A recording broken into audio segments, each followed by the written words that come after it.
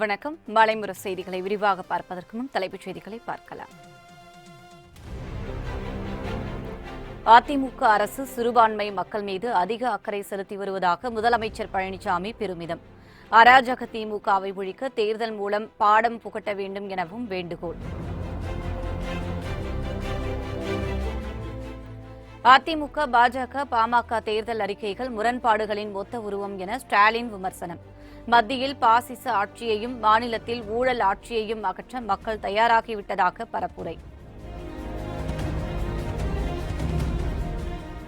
GST வரி மூலம் சிறு குறு தொழில்களை நலிய செய்த பாஜகவுக்கு சரியான பாடம் புகட்ட வேண்டும் என தினகரன் பரப்புரை. சின்ன சேலத்தில் இருந்து கள்ளக்குறிச்சிக்கு ரயில் பாதை அமைக்க நடவடிக்கை மேற்கொள்ளப்படும் எனவும் உறுதி. காங்கிரஸ் 60 ஆண்டுகளில் மக்களுக்கு செய்தது அநியாயமும் அநீதியும் தான் என பிரதமர் மோடி பேச்சு. விவசாயிகளுக்கு வழங்கப்படும் கிசான் அட்டை இனி மீனவர்களுக்கும் வழங்கப்படும் என அறிவிப்பு.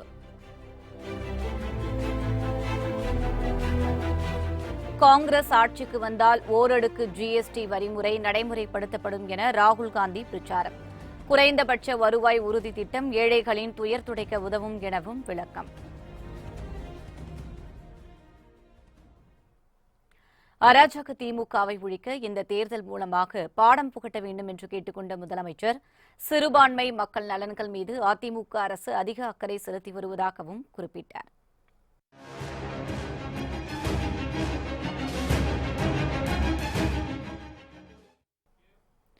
பெரம்பலூர் நாடாளுமன்ற தொகுதியில் போட்டியிடும் அதிமுக வேட்பாளர் என்ஆர் சிவபதியை ஆதரித்து முதலமைச்சர் எடப்பாடி பழனிசாமி தீவிர பிரச்சாரத்தில் ஈடுபட்டார். கரூர் மாவட்டம் குளித்தலையில் உள்ள சுங்கச்சாவடி பகுதியில் இரட்டை இலை சின்னத்தில் வாக்களிக்குமாறு பொதுமக்களிடம் முதலமைச்சர் கேட்டுக் கொண்டார்.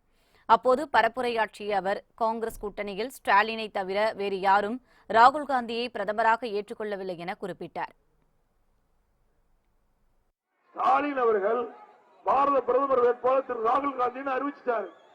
ஆனா அந்த கூட்டணி இருக்கிறவங்க யாரும் ஏற்றுக்கொள்ளவில்லை. கம்யூனிஸ்ட் ஏற்றுக்கொள்ள, இந்தியாவில் இருக்கின்ற பல கட்சி தலைவரும் ராகுல் காந்தி பாரத பிரதமர் வேட்பாளர் யாரும் ஏற்றுக்கொள்ளவில்லை. காங்கிரஸ் தலைவர் ராகுல் காந்தி அவர்கள் கர்நாடகத்திலே பேசிட்டு பொழுது மேகதாதுரை அணை கட்டுவேன் என்று சொன்னால் நம்முடைய நாட்டுடைய நிலைமை என்ன ஆகும் என்பதை ஒவ்வொரு விவசாய தொழிலாளியும் தமிழக மக்களும் எண்ணி பார்க்க வேண்டும். இதேபோல் கரூர் மக்களவைத் தொகுதியில் அதிமுக வேட்பாளர் தம்பிதுரையை ஆதரித்து முதலமைச்சர் பிரச்சாரம் மேற்கொண்டார். கரூர் பேருந்து நிலையம் அருகே கிருஷ்ணாபுரம் தொகுதிக்குட்பட்ட சித்தலவாய் பகுதியில் அதிமுகவின் சாதனைகளை விளக்கி மக்களிடையே பிரச்சாரம் மேற்கொண்டார். அப்போது பேசிய அவர், ஜெயலலிதா ஆட்சிக்கு வந்த 3 மாதங்களில் தமிழகம் மின்மிகை மாநிலமாக திகழ்கிறது என பெருமைப்பட கூறினார். எல்லா குடும்பத்திற்கும் மின்சார கட்டணம் 100 யூனிட்டுக்கு மின்சார கட்டணம் இல்ல. இந்தியாவிலேயே வீடுகளுக்கு கொடுக்கப்படுகின்ற மின்சாரத்திற்கு கட்டணம் இல்லாமல் கொடுக்கின்ற அரசு அம்மாவுடைய அரசு. 100 யூனிட் வரைக்கும் கட்டணம் கிடையாது. காப்பீட்டு பெற்றோர்கள் தனியார் மருத்துவமனைக்கு போய் இப்ப 2 லட்சம் வரைக்கும் சிகிச்சை பெறீங்க. இனி 5 லட்சம் வரைக்கும் தனியார் மருத்துவமனைக்கு போய் சிகிச்சை பெறலாம். 5 லட்சம் வரைக்கும் நீங்க தனியார் மருத்துவமனையில் போய் சிகிச்சை பெறலாம். அந்த உதவி உங்களுக்கு செய்யப்படுகிறது. முன்னதாக அரவக்குறிச்சியை அடுத்த புங்கம்பாடி பகுதியில் தம்பிதுரையை ஆதரித்து பரப்புரையாற்றிய அவர், திமுகவின் செயல்பாடுகளால் தமிழகம் பாலைவனமாகிவிடும் என்றும் கூறினார். மேலும் சிறுபான்மை மக்கள் நலன்கள் மீது அதிமுக அரசு அதிக அக்கறை செலுத்தி வருவதாகவும் அப்போது அவர் குறிப்பிட்டார். உச்சநீதிமன்றம் அளித்த தீர்ப்பின்படி கர்நாடக அரசு தண்ணி திறந்தவர்கள் கிடையாது. இப்படிப்பட்ட சூழ்நிலை மேகதாது காவிரி ஆற்றின் குறுக்கே மேகதாது அணை கட்டுகின்ற பொழுது 63 டிஎம்சி தண்ணீர் தேக்க வேண்டிய சூழ்நிலை வருது. 63 டிஎம்சி தண்ணீர் தேக்கிவிட்டா தமிழகம் முழுவதும் பாலைவனமாகிவிடும். குடிப்பதற்கு தண்ணீர் கிடைக்காது, வேளாண்மைக்கும் தண்ணீர் கிடைக்காது. டெல்டா பாலசன விவசாயிகள் முழுவதும் இன்றைக்கு வறண்ட பிரதேசமாக ஆகிவிடும், பாலைவனமாகிவிடும். ஆகவே சிந்திக்க வேண்டும். அதே இன்றைக்கு ஸ்டாலின் அவர்களே, நீங்கள் பிரதமர் வேட்பாளராக அறிவிக்கப்பட்ட திரு ராகுல் காந்தி அவர்கள் இதை சொல்லி இருக்கின்றார். காவிரி ஆற்றின் குறுக்கே மேகதாது அணை கட்டப்படும், காவிரி மேலாண்மை கலைக்கப்படும். இதற்கு என்ன பதில் சொல்ல போகின்றதை அடுத்த கூட்டத்திலே சொல்லுங்கள். அதிமுக, பாஜக, பாமக தேர்தல் அறிக்கைகள் முரண்பாடுகளின் மொத்த உருவம் என மு.க.ஸ்டாலின் விமர்சனம் செய்துள்ளார். சேலம் மாவட்டம் சங்ககிரியில் மதசார்பற்ற முற்போக்கு கூட்டணியின் நாமக்கல் மக்களவை தொகுதி வேட்பாளர் சின்ராஜை ஆதரித்து திமுக தலைவர் மு.க.ஸ்டாலின் பிரச்சாரம் மேற்கொண்டார். அப்போது திமுக தேர்தல் அறிக்கையையும் திராவிட இயக்கத்தின் எண்ணங்களை பிரதிபலிக்கும் வகையில் அமைந்துள்ள காங்கிரஸ் கட்சியின் தேர்தல் அறிக்கையையும் சுட்டிக்காட்டி பேசிய அவர், அதிமுக, பாஜக, பாமக தேர்தல் அறிக்கைகள் முரண்பாடுகளின் மொத்த உருவம் என விமர்சித்தார். விவசாய கடன்களை தள்ளுபடி செய்த காலம் போய் விவசாயிகளை தள்ளுபடி செய்யும் ஆட்சி நடைபெற்றுக் கொண்டிருப்பதாகவும் குற்றம் சாட்டிய மு.க.ஸ்டாலின், மத்தியில் பாசிச ஆட்சி நடத்தும் பாஜகவையும் தமிழகத்தில் நடைபெற்றுக் கொண்டிருக்கும் ஊழல் ஆட்சியையும் அகற்ற மக்கள் தயாராகிவிட்டதாகவும் குறிப்பிட்டார். திராவிட முன்னேற்றக் கழகம் தேர்தல் அறிக்கையில மிக தெளிவா நாங்கள் பொறுப்புக்கு வருகிற போது மத்தியில நாம் விரும்புகிற ஆட்சி வருகிற நேரத்தில் என்னென்ன பணிகளை, என்னென்ன திட்டங்களை, சாதனைகளை செய்ய போறோம்னு தேர்தல் அறிக்கையில மிக தெளிவாக நாம் சொல்லி இருக்கிறோம். ஆக அந்த 22 தொகுதிகளுக்கும் தேர்தல் நடைபெறுகிற போது உறுதியா சொல்றேன், தமிழகத்தில் இருக்கக்கூடிய எடப்பாடி ஆட்சியும் ஒரு வினாடி கூட ஆட்சி பொறுப்பில் இருக்க முடியாத ஒரு சூழ்நிலை தான் வரப்போகிறது என்பதையும் நான் குறிப்பிட விரும்புகிறேன். ஆக திமுக ஹீரோ, ராகுல் Gandhi super hero, Modi zero அப்படின்னு அந்த நிலையில தான் இன்றைக்கு அவர்களுடைய தேர்தல் அறிக்கை இருக்கு. ஜிஎஸ்டி வரி விதிப்பு மூலம் சிறு குறு தொழிற்சாலைகளை பாதிப்படைய வைத்த பாஜகவுக்கு இந்த தேர்தல் மூலம் சரியான பாடம் புகட்ட வேண்டுமென டிடிவி தினகரன் தெரிவித்துள்ளார். விழுப்புரம் மாவட்டம் கள்ளக்குறிச்சியில் அம்மா மக்கள் முன்னேற்றக் கழக வேட்பாளரை ஆதரித்து பரப்புரையாற்றிய அவர், கள்ளக்குறிச்சி சின்னசேலம் வரையில் ரயில்வே பாதை அமைக்க நடவடிக்கை மேற்கொள்ளப்படும் எனவும் உறுதியளித்தார். குறிப்பாக சிறுபான்மை மக்களை அச்சத்தில் ஆழ்த்துகின்ற இந்த மோடி, அவரோட கூட்டணி வைத்திருக்கின்ற பழனிசாமி கம்பெனியும், இன்னும் சில கட்சிகள் உங்களுக்கு தெரியும். ஒரு கூட்டணின்னா ஒரு கட்சிகிட்ட போய் பேசுவாங்க, சீட்டு முன்ன பின்ன பேசி முடிப்பாங்க. ஒரே நேரத்தில் அந்த பக்கம் திமுக பேசிக்கிட்டு இந்த பக்கம் அண்ணா திமுக பேசிக்கிட்டு எங்க பேரம் படியுதுன்னு ஏற விடுற மாதிரி ஒரு கட்சி நடத்துறாங்க. இந்த துரோகிகளை மோடியையும் முடிவுக்கு வர நல்லது ஒரு வாய்ப்பு கிடைத்திருக்கிறது. மக்களுக்கு அளித்த வாக்குறுதிகளை நிறைவேற்ற திமுகவை வெற்றி பெற செய்ய வேண்டும் என கனிமொழி கேட்டுக் கொண்டுள்ளார்.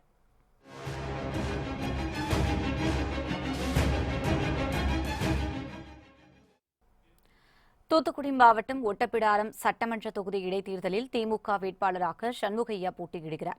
இவரை ஆதரித்து கனிமொழி பிரச்சாரம் மேற்கொண்டார். அப்போது பரப்புரையாற்றிய அவர், மக்களவைத் தேர்தல் மற்றும் இடைத்தேர்தல் மூலம் தமிழகத்தில் ஆளும் ஊழல் நிறைந்த அதிமுக அரசை வெளியேற்ற வேண்டும் என கேட்டுக் கொண்டார்.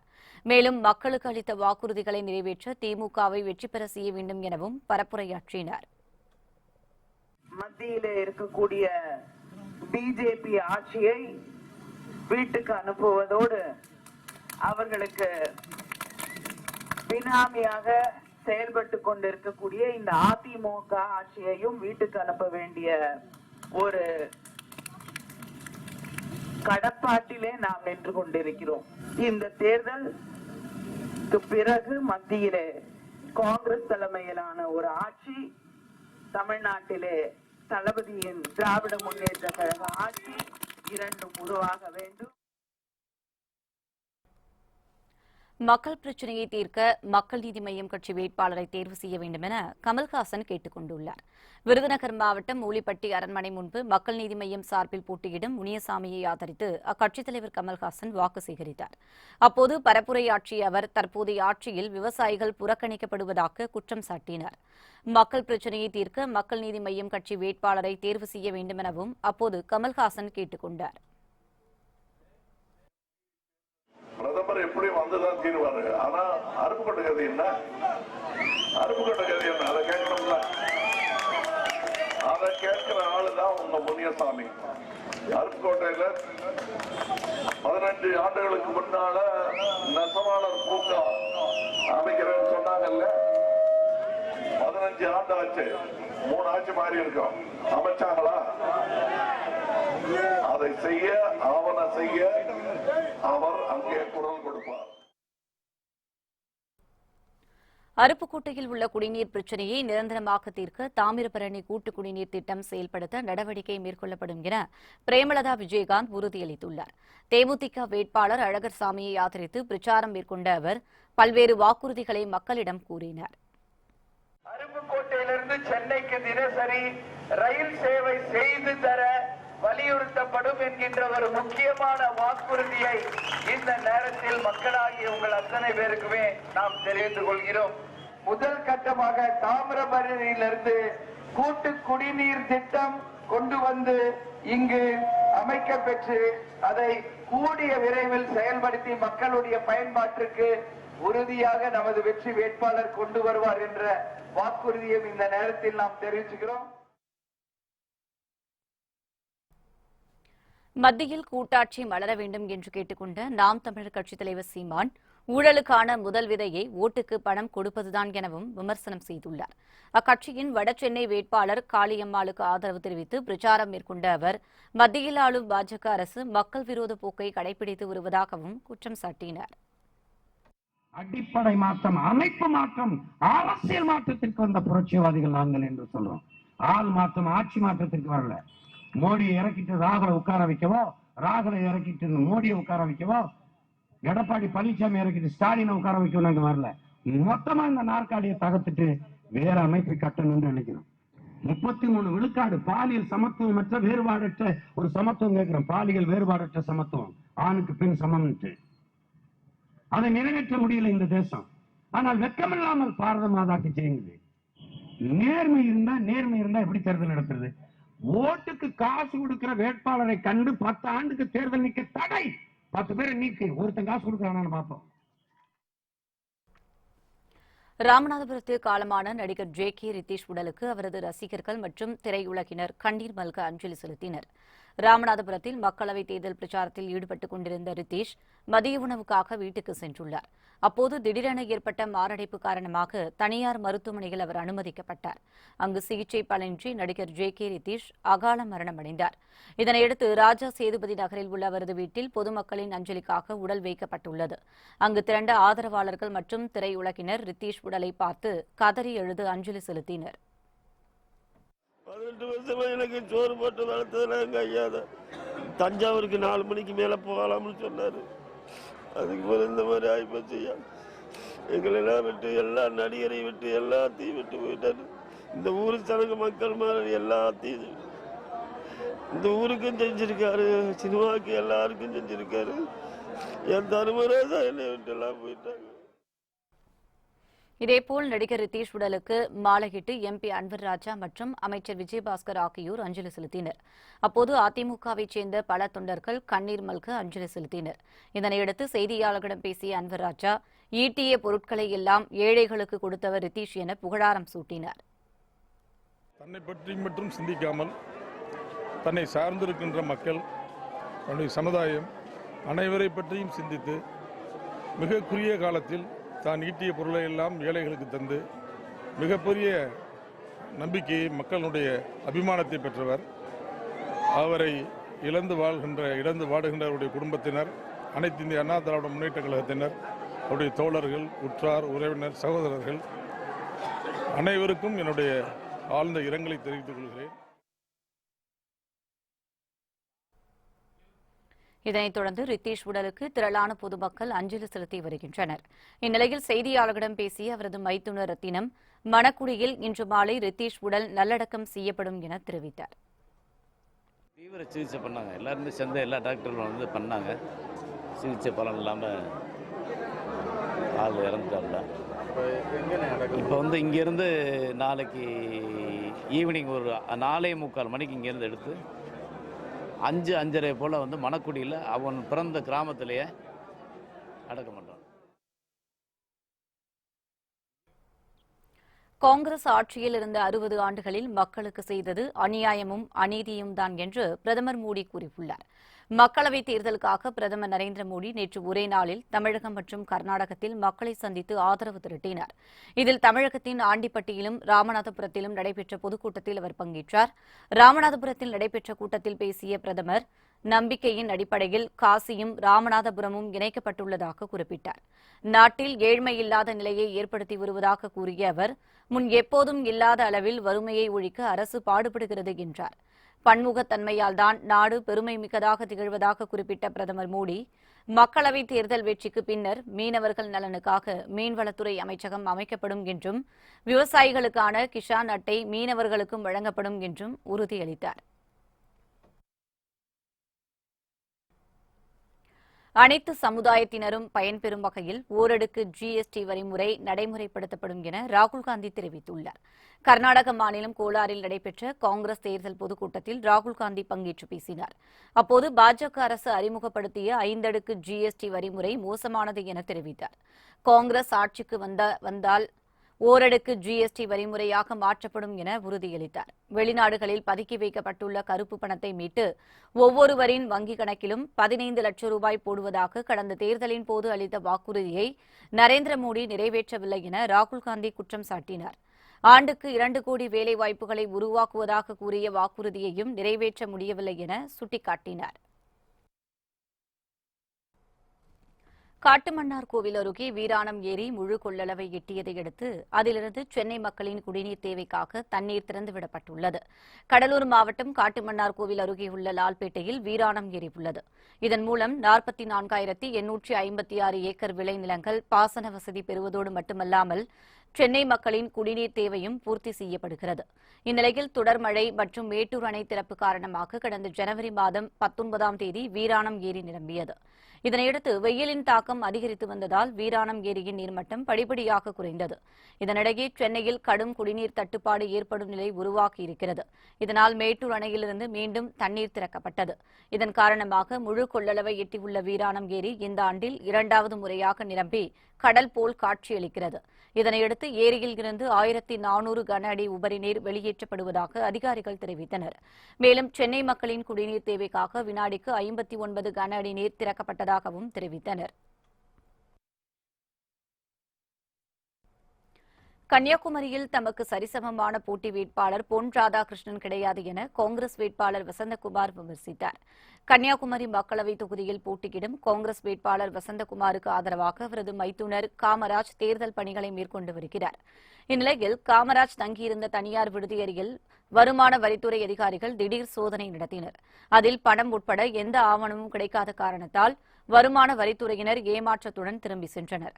இதுகுறித்து செய்தியாளர்களிடம் பேசிய காமராஜ், தேர்தலில் தோற்று விடுவோம் என்ற பயத்தில் பொன் ராதாகிருஷ்ணன் வருமான வரித்துறையை அனுப்பியதாக கூறினார். தங்களுடைய தேர்தல் பணிகளை தடுப்பதற்காகவே சோதனை நடத்தப்பட்டதாகவும் அவர் குற்றம் சாட்டினார். இருக்கிற டிவி நம்பருக்குலாம் தெரியும் எனக்கு எவ்வளவு போன் வந்துட்டு இருக்கு மெட்ராஸ்ல இருந்துன்னு.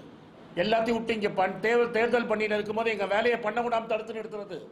இதுல இருந்து ரொம்ப கிளியரா என்ன தெரியுதுன்னா பொன் ராதாகிருஷ்ணன் மிரண்டு போயிருக்கிறாருன்னு தெரியுது. இது எங்களை மேல மிரட்டுறதுக்கு நாங்க ஜெயிக்க போறோம். இங்க தமிழ்நாட்டில் 40 திமுகவும் காங்கிரஸ் ஜெயிக்க போகுது. இந்த ஆட்சி விழப்போகுது. இந்த ஆட்சியை எப்படியாவது காப்பாற்றணுங்கிறதுக்காக நரேந்திர மோடி இதை செய்கிறார். இதனிடையே கிள்ளியூர் பகுதியில் சூறாவளி பிரச்சாரம் மேற்கொண்ட வசந்தகுமார், பிரதமர் மோடி மீது அதிருப்தியில் உள்ள மக்கள் தங்களுக்கு வெற்றி வாய்ப்பை தருவார்கள் என நம்பிக்கை தெரிவித்தார். தமக்கு சரிசமமான போட்டி வேட்பாளர் பொன் ராதாகிருஷ்ணன் கிடையாது எனவும் அவர் விமர்சனம் செய்தார். கடுமையான போட்டியே இல்லைங்க. ராதாகிருஷ்ணன் எனக்கு போட்டியே இல்லைங்க. ஏன்னா அவர் தவறிழைத்திருக்கிறார். நான் தவறிழைக்கல. அவர் ஒரு ஆளு கூட வேலை வாங்கி கொடுக்கல. நான் 1500 பேருக்கு வேலை வாங்கி கொடுத்துருக்கேன். நான் 10,000 குழந்தைகளுக்கு இந்த கலை, அவங்களோட பேச்சுத்திறன் எல்லாம் அறிவூட்டுறதுக்கு, செறிவூட்டுறதுக்கு அவங்களுக்கு நான் பண்ணியிருக்கேன். மாவட்ட லெவலில் ஸ்போர்ட்ஸை நடத்துகிறேன். ஒவ்வொரு திறமைசாலியும் நான் பாராட்டுறேன். அதனால மக்கள் என்ன விரும்புகிறாங்க. எனக்கு அவர் ஒன்றும் போட்டி இல்லை. தங்களுக்கு மத்திய மந்திரி பதவி வேண்டாம் என கூறிய KC கருப்பண்ணன், கோதாவரி, காவிரி ஆகிய 2 நதிகளை இணைத்தால் போதும் என தெரிவித்தார். திருப்பூர் மக்களவைத் தொகுதியில் போட்டியிடும் அதிமுக வேட்பாளர் MSM ஆனந்தனை ஆதரித்து பவானியில் அமைச்சர் KC கருப்பண்ணன் தீவிர வாக்குவேட்டையில் ஈடுபட்டார். அப்போது பேசிய அவர், தங்களுக்கு மத்திய மந்திரி பதவி வேண்டாம் என்றும் கோதாவரி, காவிரி ஆகிய 2 நதிகளை இணைத்தால் போதும் எனவும் கூறினார். அது மோடி ஆட்சியில் மட்டுமே நிறைவேற்றப்படும் என்றும் KC கருப்பண்ணன் தெரிவித்தார். அண்ணன் எடப்பாடியுடைய அரசு இன்றைக்கு மத்திய அரசிலே கேட்டுக்கொள்வதெல்லாம், எங்களுக்கு மந்திரி பதவி வேண்டாம், எங்களுக்கு ஒன்று செய்ய வேண்டும், கோதாவரி காவேரியும் இணைத்துக் கொடுக்க வேண்டும் என்கின்ற ஒரு முக்கியமான கோரிக்கையை வைத்து மக்களிடத்தில் நாம் இன்றைக்கு பிரச்சாரம் செய்திருக்கின்றோம். கூடிய விரைவில் மத்தியில் கண்டிப்பாக மோடி ஆட்சி வரும். இங்கேயும் 40 வெற்றி வருகின்ற நல்ல நேரம் நமக்கு கூடி வந்திருக்கின்றது. வேலூர் மக்களவைத் தொகுதியில் போட்டியிடும் அதிமுக வேட்பாளர் ஏசி சண்முகத்தை ஆதரித்து திருப்பத்தூரில் அமைச்சர் நிலோஃபர் கபில் தீவிர பரப்புரையில் ஈடுபட்டார். வீதி வீதியாக சென்று பொதுமக்களிடம் வாக்கு சேகரித்த அவர் பல்வேறு வாக்குறுதிகளை அள்ளி வீசினார். அப்போது அதிமுக தொண்டர்கள் பலர் உடனிருந்தனர். வேலை வாய்ப்பு எங்கெங்க வேலை கிடைக்குது, எப்படி அப்ளிகேஷன் போடணும், என்ன தகுதி, இதெல்லாம் அந்த இதுல நான் டிஸ்பிளே பண்ணிட்டே இருப்போம். படிச்சு முடிச்சவங்க பெண்கள் எல்லாமே எம்பி ஆபீஸ் வந்தா எல்லா விவரம் தெரியும். குறிப்பா எங்கிட்ட ஒரு 1000 டாக்டர்கள் என்னுடைய நிறுவனத்துல பணியாற்றுறாங்க. அவங்க இந்த பகுதிக்கு சிக்கனாங்குப்பத்துக்கு 5 பெண் டாக்டர் 5 ஆம்பளை டாக்டர் நாங்க அனுபவம் தேர்தல் முடிஞ்ச உடனே என்ன நோய் இருந்தாலும் அதை கண்டுபிடிச்சு வைத்தியம் பண்ணி தரோம். அது இலவசமா பண்ணி தரோம். கரூரில் முதலமைச்சர் தேர்தல் பிரச்சாரத்தின் போது நிகழ்த்தப்பட்ட கண்கவர் நடன நிகழ்ச்சிகளை ஏராளமானோர் கண்டு ரசித்தனர். கரூர் மக்களவைத் தொகுதியில் போட்டியிடும் தம்பிதுரைக்கு ஆதரவாக அப்பகுதியில் முதலமைச்சர் பழனிசாமி தேர்தல் பரப்புரையில் ஈடுபட்டார். அப்போது பிரச்சார வாகனத்தில் கண்கவர் நடன நிகழ்ச்சிகள் அரங்கேற்றப்பட்டன. இதனை அங்கு கூடியிருந்த அதிமுக தொண்டர்கள் உட்பட திரளான பொதுமக்கள் கண்டு ரசித்தனர். அம்மா ஏழைக்கும் பாழைக்கும் வாரி வாரி தந்தாங்க.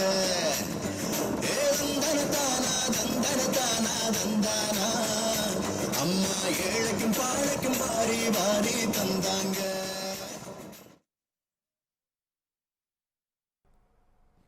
திருப்பத்தூர் அருகே அதிமுக பிரமுகர் வீட்டில் நடத்தப்பட்ட வருமான வரித்துறை சோதனையில் கணக்கில் வராத 25 லட்சம் ரூபாய் பறிமுதல் செய்யப்பட்டது. மக்களவைத் தேர்தல் நேரத்தின் போது எதிர்க்கட்சியினர் வீட்டில் மட்டும் வருமான வரித்துறை சோதனை நடத்தியது. இந்நிலையில் வேலூர் மாவட்டம் திருப்பத்தூரில் அதிமுகவின் ஆதரவாளர் கண்ணன் வீட்டில் சோதனை நடத்தப்பட்டது. இவருக்கு சொந்தமான கடைகள் மற்றும் பல்வேறு இடங்களில் வருமான வரித்துறையினர் பல மணி நேரமாக சோதனையிட்டனர். இதில் கணக்கில் வராத 25 லட்சம் ரூபாய் பறிமுதல் செய்யப்பட்டுள்ளதாக அதிகாரிகள் தெரிவித்தனர். இந்த திடீர் சோதனை மற்றும் பணம் பறிமுதல் சம்பவத்தால் அதிமுக தொண்டர்கள் மிகவும் கலக்கத்தில் உள்ளனர். திருக்கோவிலூர் அருகே உரிய ஆவணமின்றி எடுத்துச் செல்லப்பட்ட 27,50,000 ரூபாயை தேர்தல் பறக்கும்படை அதிகாரிகள் பறிமுதல் செய்தனர். விழுப்புரம் மாவட்டம் தேபவனம் பகுதியில் தேர்தல் பறக்கும் படையினர் வாகன தணிக்கையில் ஈடுபட்டனர்.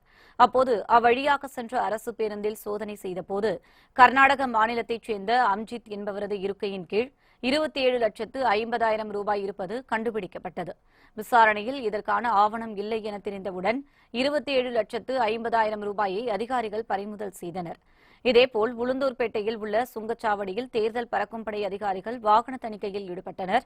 அப்போது சேலத்தில் இருந்து சென்னை நோக்கி சென்ற காரில் சோதனை மேற்கொள்ளப்பட்ட போது அதன் டிக்கியில் 108 கிலோ வெள்ளிப் பொருட்கள் இருப்பது தெரியவந்தது. உரிய ஆவணம் இல்லாத காரணத்தால் அவை அனைத்தும் பறிமுதல் செய்யப்பட்டது. ஆனால் சில மணி நேரத்திற்கு பிறகு ஆவணம் காண்பிக்கப்பட்டதால் வெள்ளிப் பொருட்கள் அனைத்தும் உரிமையாளரிடம் திருப்பி ஒப்படைக்கப்பட்டது.